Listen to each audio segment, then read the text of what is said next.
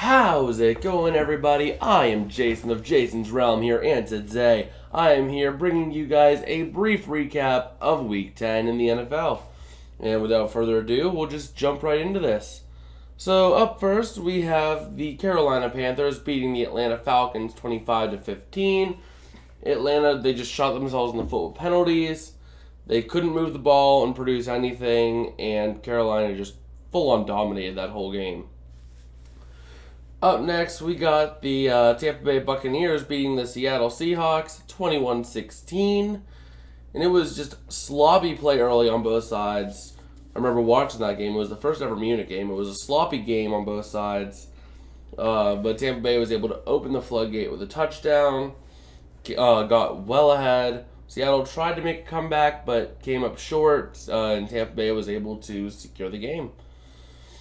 Up next, we have the Minnesota Vikings beating the Buffalo Bills 33-30. And I have to say, this is the best game I have ever watched. And I've ever had the pleasure of watching. Because the last 2 minutes were just amazing. You had the Vikings having to make a 4th and 18 conversion where Justin Jefferson climbs a ladder to make a one-handed catch in another guy's face, moves the ball down the field to the end zone, with a pass that they thought was a touchdown but got called back.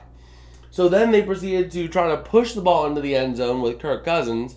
That didn't end up working on a turnover on downs, so it ended up going to the Bills, who tried to push out of the end zone while Josh Allen fumbles it. Vikings recovered in the end zone for the touchdown to get the lead, but then the Bills end up driving all the way downfield to get a field goal and send it to overtime. All while 4 or 5 plays in that whole span were under review. That is real football. And that tells me that both these teams are legit going forward. Up next, we got the Detroit Lions beating the Chicago Bears 31-30. Chicago offense was slow and steady while Detroit was getting chunk play after chunk play. It was all Chicago in the third quarter, though, as Detroit was awfully flat. And then the script flipped in the fourth quarter where Chicago went flat and Detroit came back and won it. Up next, we got the Kansas City Chiefs beating the Jacksonville Jaguars 27-17. And it was a great call early on that I appreciated out of the Jaguars head coach, Doug Peterson, going for an onside kick to start the game and ended up getting it. I appreciate that aggression from a team that has nothing to lose. But apart from that, they were able to start mounting a comeback in the second half, but it was just Kansas City domination the whole time. Up next, we got the Miami Dolphins beating the Cleveland Browns 39-17. It was a tight game early, but after Cleveland was able to get a touchdown, Miami just turned on the engines and didn't look back. They broke loose and dominated in the second half. Cleveland just didn't do anything at all. Up next, we got a surprisingly close game between the New York Giants beating the Houston Texans 24-16.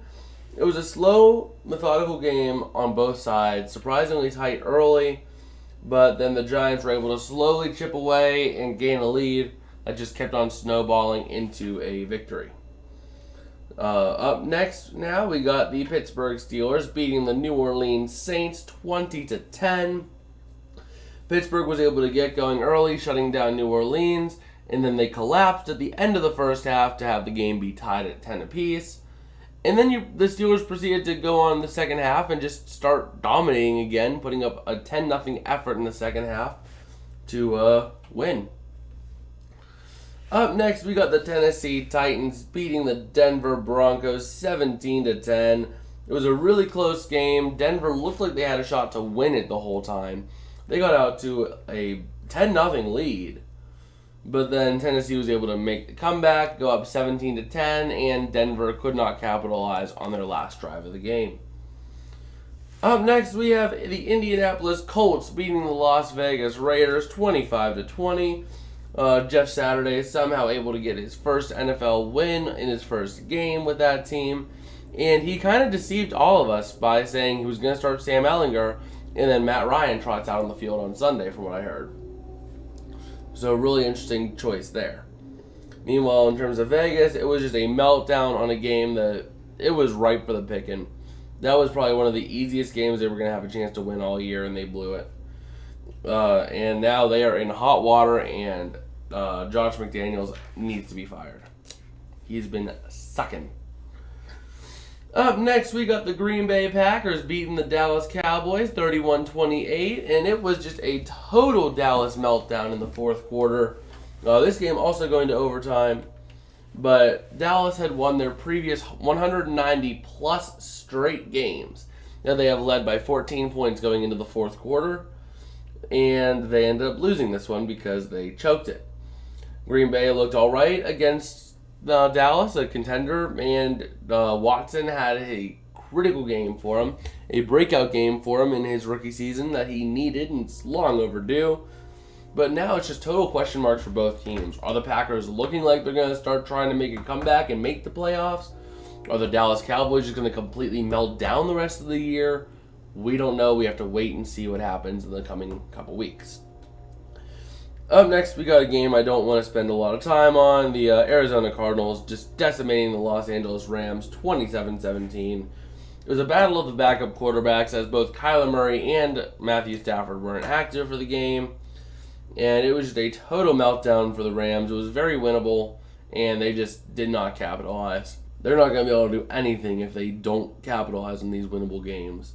Their season is just going in free fall, and it's a lost season. Meanwhile, Arizona looks pretty solid for once. Up next, we got Sunday Night Football where the San Francisco 49ers beat the Los Angeles Chargers 22-16. It was all Chargers early, but then the Niners got going. And once the Niners got going, they managed to shut down the Chargers, completely shutting them down in the second half, letting up no points. But there also was a controversial play in this game where Justin Herbert was going on a run. He was getting tackled, and as he was getting tackled, Dre Greenlaw comes in, helmet first, but he was not really lowering his head, he was lowering his torso to make the tackle. Well, because it was a head-to-head hit, New York basically said, yeah, eject this guy. Do I think he should have been ejected? No. Penalized? Yes, but not ejected. But they ejected him, but it didn't make a difference as the Niners won anyway. And last but not least, we got the Washington Commanders beating the Philadelphia Eagles, no longer undefeated, beating them 32-21. Now, not to toot my own horn or anything, but I did call this. If you check back to the predictions video last week, I did end up taking the Commies.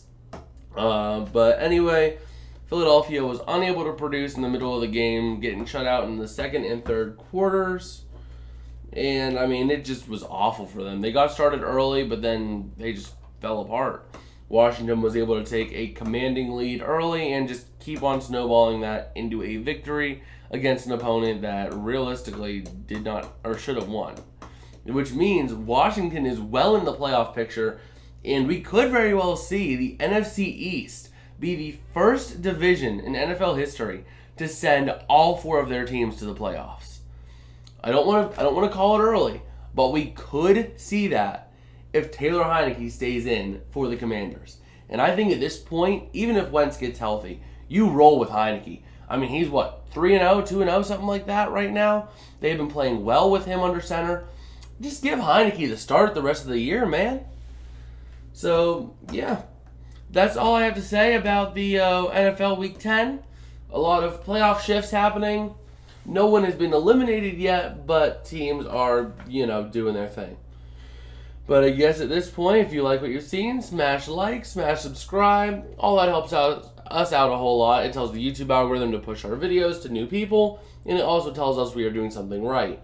Also, when we do reach 200 subscribers, we will have a public Discord server go live. And I guess at that point, we will see you guys tomorrow for our Power Rankings video. Peace out, and have a good one.